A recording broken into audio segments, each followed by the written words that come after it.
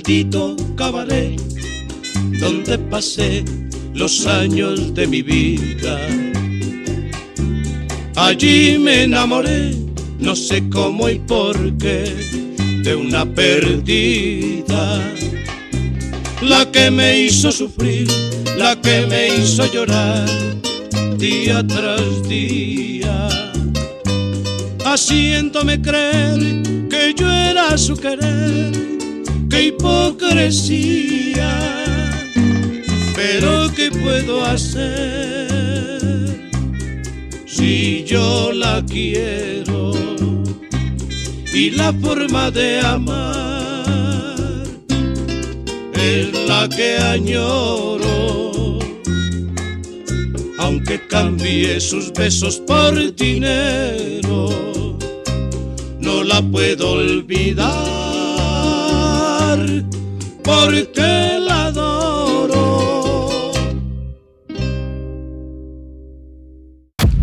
Alors vous voyez l'importance d'avoir des petits magasins de motos indépendants comme ça, c'est que un coup de téléphone et hop, voilà, une X-Ride 650 mis à disposition pendant un petit moment, c'est quand même vachement bien. Que je vous le dise tout de suite, cette X-Ride, hop, on va redescendre un petit rapport, hein, c'est une boîte 5 quand même, on va pas aller faire les zinzins non plus dans les chemins et tout ça avec. Quand bien même c'est tout ce qu'elle demande, on va éviter pour la simple et bonne raison, c'est que cette moto-là, en fait, elle est à vendre. Elle est disponible chez les amigos de chez JLC Moto, c'est eux qui me la prêtent, c'est eux qui ont répondu présent tout de suite quand je leur ai demandé. Donc déjà rien que pour ça, bah envoyez-leur plein d'abonnements, je vous mettrai les petits réseaux de chez JLC Moto parce que c'est vraiment adorable là-dessus, ils ont toujours joué le jeu. Donc comme ils sont d'accord pour jouer le jeu à me prêter cette X-Ride, moyennant quoi elle est quand même en vente, eh bien je m'engage évidemment à pas non plus lui en coller plein la tronche. Donc on va se faire une petite balade comme il se doit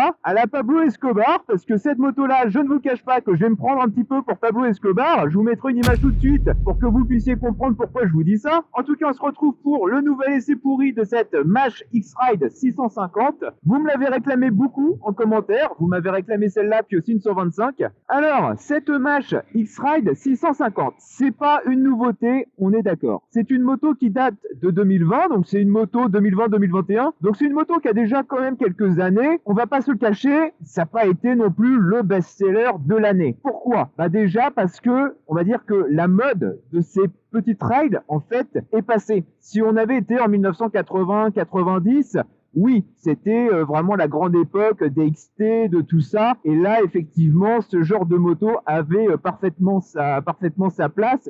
On en vendait à l'appel, surtout dans des coins comme ça où c'est en campagne, on est entre les chemins, la petite route, la terre, enfin bref, c'est vraiment la petite moto utilitaire où on vient mettre sur le porte-bagages son petit sandwich pour aller travailler dans les champs le midi. Et là, effectivement, bah, on va dire que en 2020, c'est un peu plus compliqué de vendre ce genre de moto. Bah, pourtant, un peu dommage, parce que la version 125, et parce que cette X-Ride 650, vous l'avez notamment en plusieurs cylindrées. Vous l'avez en déclinaison, vous l'avez en 50 de mémoire, vous l'avez en 125 et vous l'avez en 650. 50, 125, j'en ai vu, mais en l'appel, dans les rues des grandes villes, même des petites villes, ça a été des petites motos qui sont très très bien vendues, mais la 650, eh ben, malheureusement, elle n'a pas rencontré son public.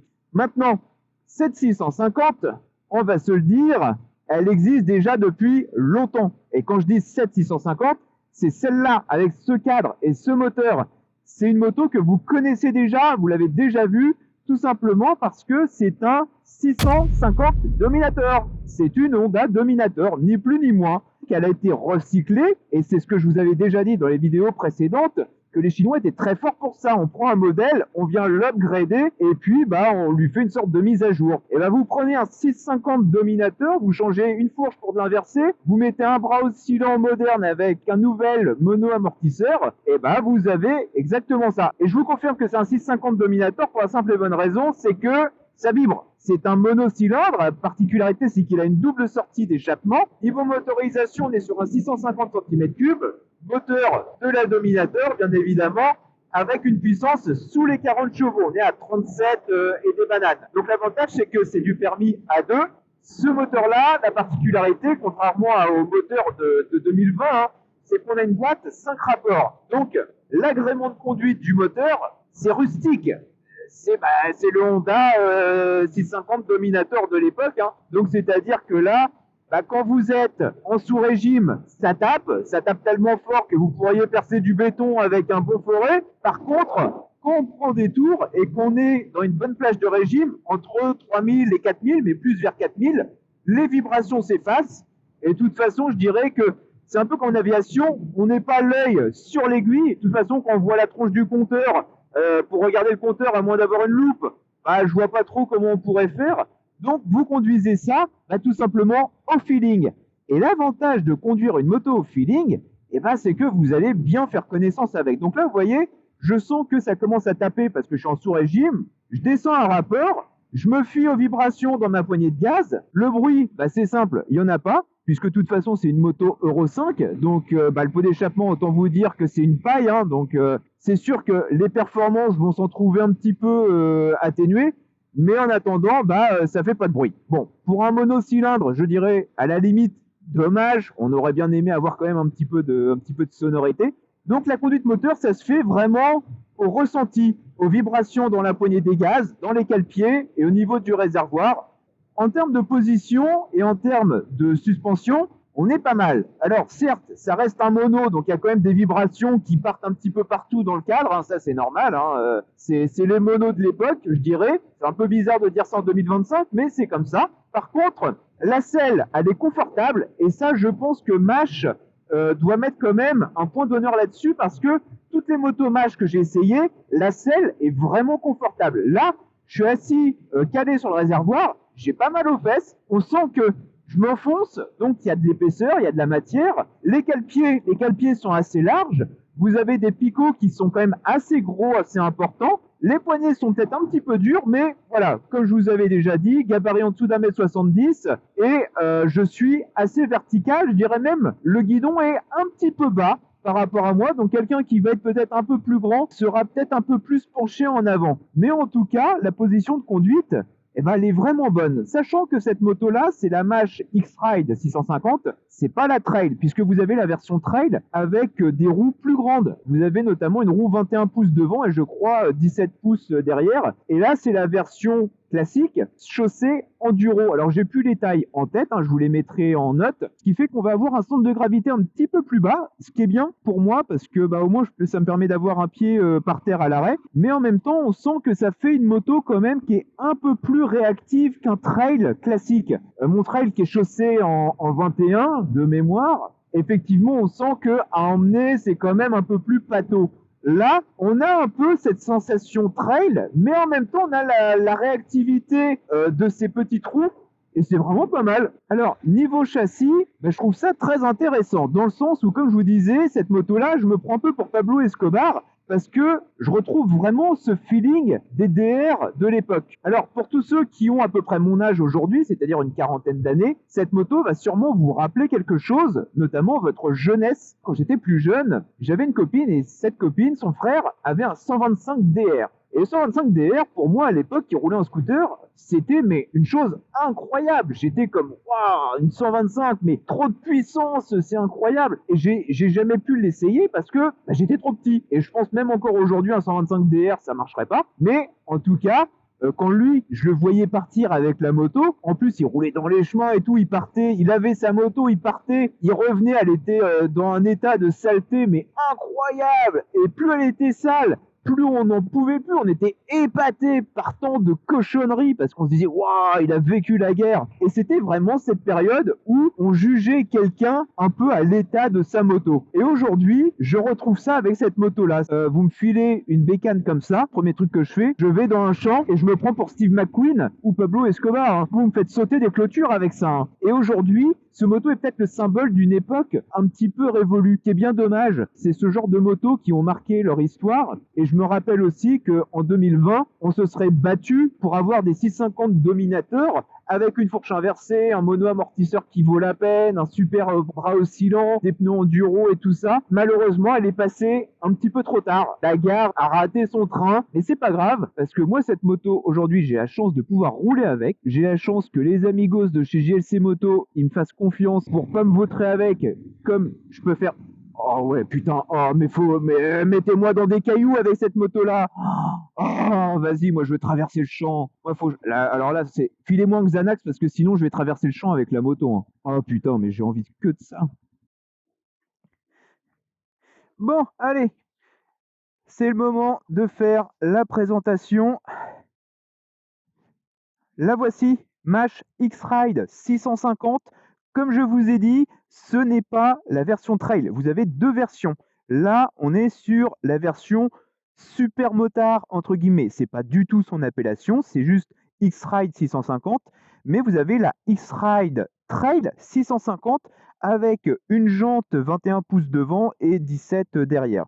Donc là, on est sur version petite roue. D'ailleurs, ça se voit surtout à l'avant où ça fait vraiment penser un peu au super motard. Alors l'esthétique de façon générale, j'apprécie, pourtant Dieu sait que moi le néo-rétro, ça me sort un peu par les yeux, mais là en fait, ce qui se passe c'est que comme on part sur un cadre de 650 Dominator, c'est la même chose, c'est pareil. Ce qui a été changé, c'est l'amortisseur, le bras oscillant, la fourche avant, les jantes, et c'est pareil. Alors évidemment le réservoir, tout ça, donc le réservoir je vais vous en reparler. L'avantage c'est qu'en fait, on a une moto ancienne mise à jour de façon moderne avec un moteur injection et tout ça. Donc en fait, on a un peu gommé les défauts de l'époque pour avoir quelque chose de beaucoup plus moderne aujourd'hui et ça c'est vraiment agréable. Donc cette X-Ride, c'est un modèle de 2021 et la particularité c'est que celui-ci, comme je vous disais, il est à vendre 3500 € et l'avantage c'est qu'en fait, lui, vous avez ça. De base, ce modèle-là, il est vendu en fait avec ces petites sacoches latérales, celle-là,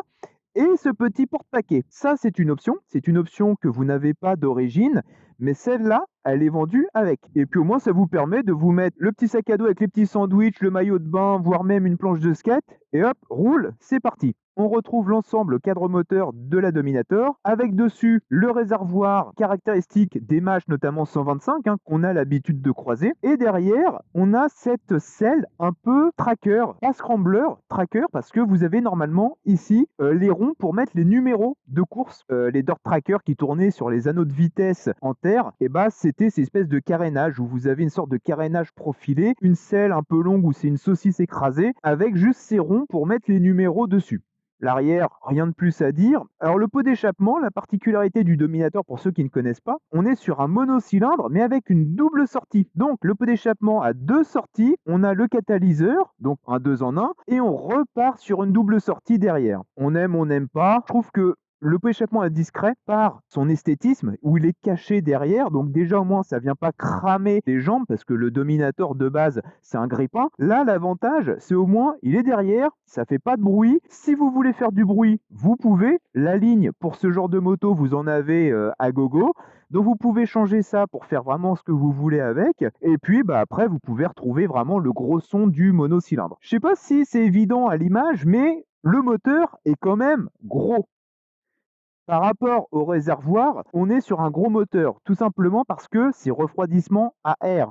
On a l'échangeur huile-air qui est ici, donc là on voit l'huile qui passe dans le cadre, comme le Dominator à l'époque, c'est la même chose de toute façon. Et là on est sur un moteur refroidissement par air, ce qui fait qu'on a une grosse culasse énorme. Et souvent ça a tendance à vibrer. C'est pour ça que sur certains gros moteurs à refroidissement à air, vous avez des petits silent blocks en silicone qui se mettent entre les ailettes. On mettait ça notamment sur les moteurs 2 temps qui avaient vraiment des grandes ailettes qui vibraient à mort. Donc pour réduire les vibrations, on mettait ces petits bouts de silicone et ça permet d'atténuer les choses. Ensuite, niveau train roulant, bras oscillant qui a été mis à jour avec le mono-amortisseur qui est derrière. Tout est réglable. J'ai vu qu'apparemment les deux amortisseurs avant-arrière sont réglables. Frein monodisque à l'arrière et à l'avant. À l'avant, le frein est quand même énorme. On doit être sur une trentaine de centimètres à peu près. Donc c'est vraiment un gros frein. Ça mord bien. La moto est légère de toute façon, 180 kg à vide. Pas besoin de mettre non plus un frein d'avion de ligne. Ça va très bien. Les pneus, là, ça c'est du Kenda. Ça c'est le genre de dessin. Vous allez dans les chemins, dans les cailloux avec. Ça pose aucun souci. Cette face avant, elle est quand même très caractéristique des trails des années 80, où on a ce guidon avec le renfort, les deux petits rétroviseurs ronds, le phare rond, ce garde-boue qui fait peut-être un petit peu trop moderne, et on a ensuite cette espèce de fourche inversée énorme, où on dirait que c'est une moto d'enduro qui a été encastrée à l'avant. Si on cache ici, au-dessus, on est en plein dans les années 80 et dès qu'on descend, on voit la modernité de la chose. Et c'est là où je vous disais, les Chinois sont très forts pour ça. On prend un vieux cadre, un vieux moteur, un réservoir recyclé des autres modèles, une fourche inversée, des belles jantes, des pneus qui tiennent le coup, une belle selle avec une coque. Et voilà, vous avez une Néo Rétro. On aime ou on n'aime pas, mais en tout cas, vous avez une Néo Rétro qui ressemble à quelque chose. Moi, les trucs qui m'ont un petit peu choqué sur cette moto-là, c'est le réservoir. Comme je vous ai dit, c'est un réservoir qui a été recyclé des modèles précédents. Ce réservoir, il est donné pour 11 litres. Les 125 font 12 litres. On a 1 litre de plus sur les 125. On est sur du 650. Pour moi, ça, c'est le même réservoir que les 125 qu'ils ont remis dessus, hein, parce que le cadre du Dominateur, là, c'est une poutre toute simple, hein, c'est un tube, c'est vraiment minimaliste. De toute façon, c'est pas une moto de course, donc on lui demande pas d'être rigide à fond la caisse. Tout ce qu'on veut, c'est d'avoir un truc qui soit léger et maniable. Bah, le réservoir, on voit qu'il y a un petit truc. Alors en même temps, comme vous avez les arrivées d'huile, le bouchon de vidange et tout, enfin de remplissage et tout, je pense que ça a été un peu compliqué de trouver une sorte de compromis à ce truc-là. Vie à bord, qui est plutôt pas mal, c'est qu'ils ont réussi à vous mettre un petit chargeur USB ici. Donc ça, bah, c'est bien. Comme ça, vous pouvez mettre votre téléphone d'un côté ou de l'autre. Ce sera plus ici. L'ABS est déconnectable. Et ça, c'est le fameux compteur. Quand je vous disais tout à l'heure que le compteur, il est là parce qu'il est obligé d'être là, mais quand vous roulez, la vitesse est affichée ici. Je vais vous l'allumer. Donc il est rétroéclairé. Autant vous dire que la vitesse sur des chiffres qui font genre de 5-6 mm de hauteur niveau conducteur, là, il vous faut une longue vue pour aller regarder ce qui se passe sur votre compteur. L'aiguille qui est au-dessus, c'est les tours minutes et la vitesse, elle est là. Elle est là. Et comme je vous dis, c'est une moto qui se pilote au feeling. C'est pas une moto qui se pilote avec le nez sur le compteur. Par contre, ce qui est bien, c'est que vous avez la petite jauge à essence. Au niveau des commandes, bah, c'est pareil. On est sur du vintage, on est sur du simple et efficace. Il n'y a rien de trop. Moi, c'est ça que j'aime bien. L'embrayage est un peu raide, mais d'un autre côté, bah, on est sur un moteur qui est pas jeune non plus, hein, donc c'est normal. Par contre, la poignée des gaz, elle est assez souple. Les poignées, par contre, comme je vous disais, agrippent bien, sont quand même très dures. L'avantage, c'est que quand vous roulez au feeling, comme je vous disais, bah, vous ressentez tout ce qui se passe dans le moteur, dans les poignées. Et ça, c'est quand même pas mal quand vous voulez faire du off-road. Pour moi, ça, c'est vraiment la moto utilitaire qu'on va utiliser dans les champs, qu'on va utiliser avec la planche de surf sur le côté ou la planche de skate. Ça n'a pas trop touché sa cible parce que ça reste restreint. Il faut habiter en bord de mer ou il faut habiter peut-être à la montagne, dans des champs. Voilà, c'est la personne qui habite en centre-ville, elle va pas se diriger vers cette moto-là. Moi, personnellement, si j'habite en centre-ville, j'irais plus sur un roadster, une chose comme ça. Par contre, vous me mettez à Osgore avec un skatepark et puis un spot de surf, je prends ça, hein. Pour terminer, comme je vous disais, la selle, qui est vachement confortable, hein. Regardez comment on s'enfonce. Mâche, là-dessus, je trouve qu'ils font quand même du bon boulot parce que les japonaises, vous faites pas ça avec, hein. Vous faites ça, 5 mm, on est dans le plastique. Là, au moins, bah, vous avez une vraie selle. Et puis en plus, on est sur une vraie selle de place. Allez, on est reparti. Ah ouais, ça donne vraiment envie d'être à la plage ou traverser les champs avec cette moto-là.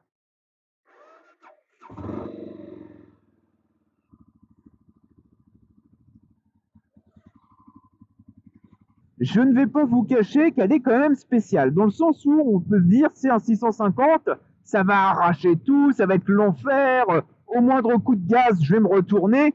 Eh ben non, non, dans le sens où, bah, en fait, elle reste souple, la moto reste très abordable. Moi, je ne suis pas du tout monocylindre, j'en ai quasiment jamais conduit, et le peu que j'ai conduit, je me suis fait peur avec, parce que ça tape à mort, c'est violent, enfin bref, yo les vaches, c'est vraiment un peu effrayant. Alors que celle-là, bah, comme on est sur une boîte 5 vitesses et que c'est quand même un moteur des années 90, et bah ça va. Alors oui, il y a l'injection qui est quand même là, hein, pour venir moderniser tout ça. Mais en tout cas, quand on roule dans les petites routes, et bah ça va, ça reste rassurant. En plus, vous avez des pneus qui sont pas dégueulasses, donc l'avantage, c'est qu'au moins vous n'allez pas vous mettre au tas au premier virage venu. L'avantage, c'est que dans les petites routes ou quoi, cette moto reste très maniable et assez safe. Moi, en tout cas, j'ai pas l'impression d'être en danger. D'un autre côté, je roule pas non plus comme un malade. Cette moto-là, elle est un peu frustrante dans le sens où c'est quand même un 650 monocylindre. Donc, c'est pas non plus n'importe quoi. C'est un moteur de Dominateur. C'est pas non plus n'importe quel moteur. Donc, on sait que c'est des très bons moteurs. Le problème, c'est que vous avez un moteur des années 80-90 avec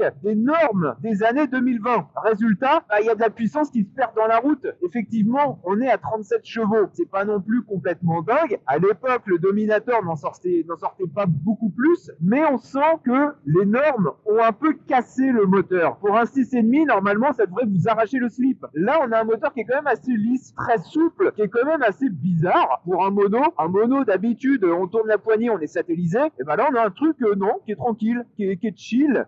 Pour les gens de mon âge, qui ont une quarantaine d'années aujourd'hui, voire peut-être un peu plus, qui ont connu ces modèles, les DR, les XT et ainsi de suite, eh bien, on s'y retrouve en fait. C'est une sorte de Madeleine de Proust entre l'embrayage, la boîte de vitesse qui claque fort, ce mono qui tape un petit peu à bas régime. Mais d'un autre côté, on a ce confort de conduite avec le train roulant. Ils ont réussi, pourquoi ? Tout simplement parce que on a une moto d'époque, entre guillemets, avec un train roulant mis à jour. Et Mach, là-dessus, pour moi, je trouve que c'est une sorte de pari réussi. Alors cette moto, faut que je vous dise aussi, je n'ai regardé aucun essai. Pas me spoiler de ce qui pouvait être dit ou quoi, mais d'un autre côté, je me dis, qu'est-ce qu'on s'en fout de toute façon que cette moto, elle soit bien ou pas, puisque de toute façon, c'est une moto qui a 5 ans. C'est vraiment parce que c'est pas ma moto, mais alors en temps normal, le trottoir, ça fait longtemps qu'il m'aurait servi de piste de décollage.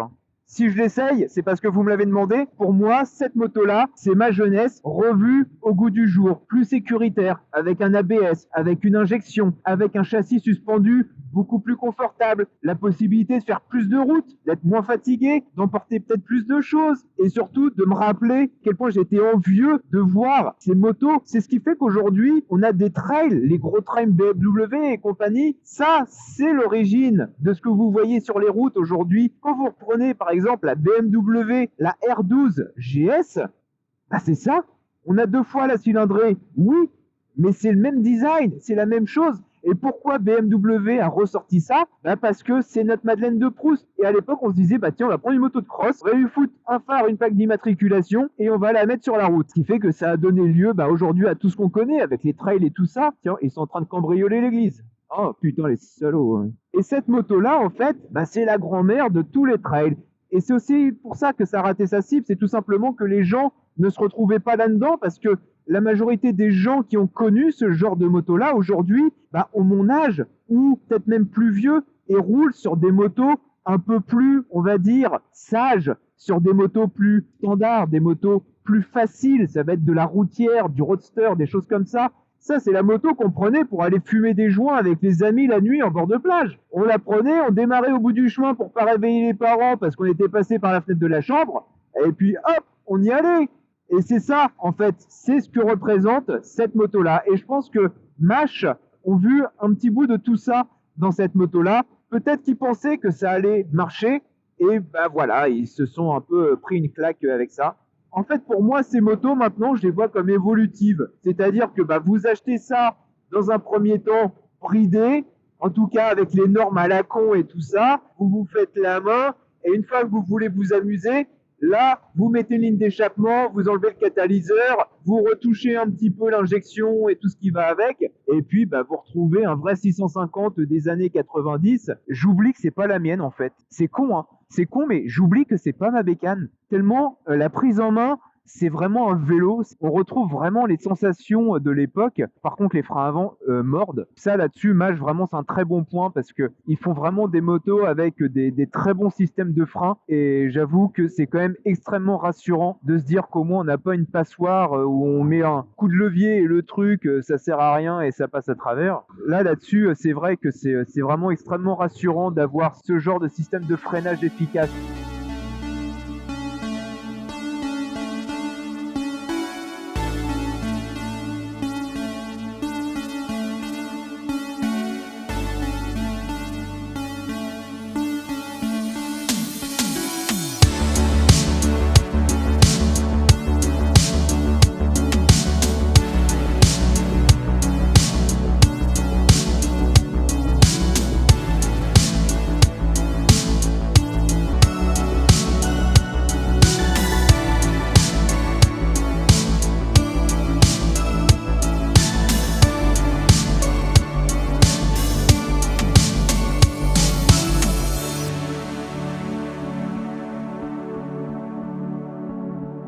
Allez, on va ramener ça au magasin. Je pense qu'ils vont s'inquiéter. Ils doivent être en train de se dire, putain, on va le retrouver entouré autour de la moto dans un arbre.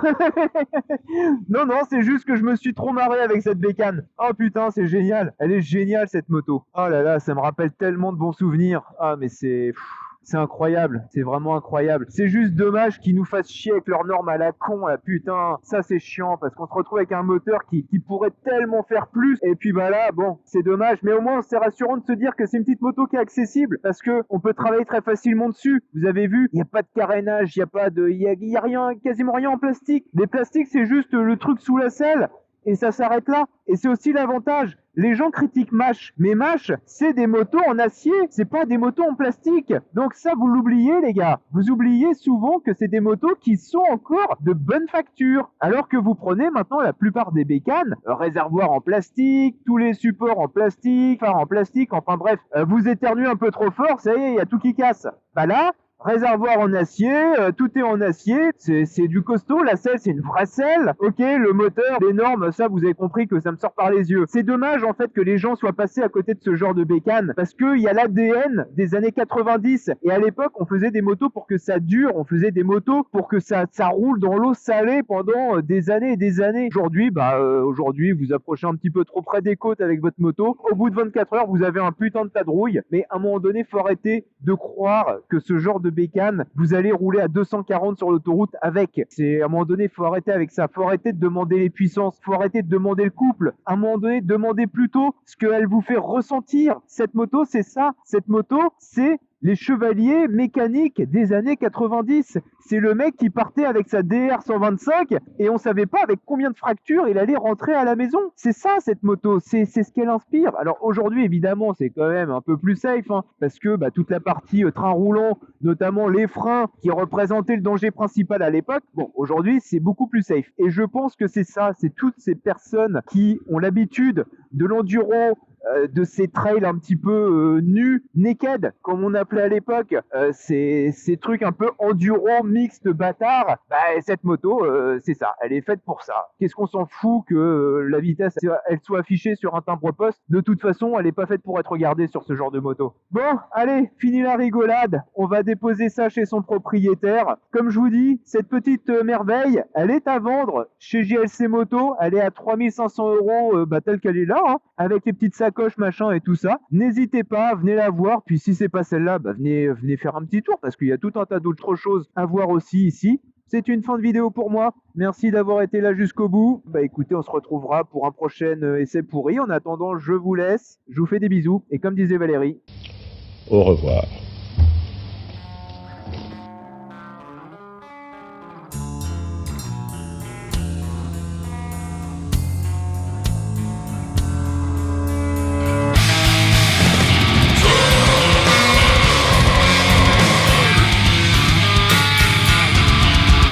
putain, si je descends comme un trail, je vais me foutre par terre, moi. Ah. Oh putain, c'était bon. Qu'est-ce que c'était bon, merde. Oh, 3000 balles. Regardez si j'ai 3000 balles pour mettre là-dedans.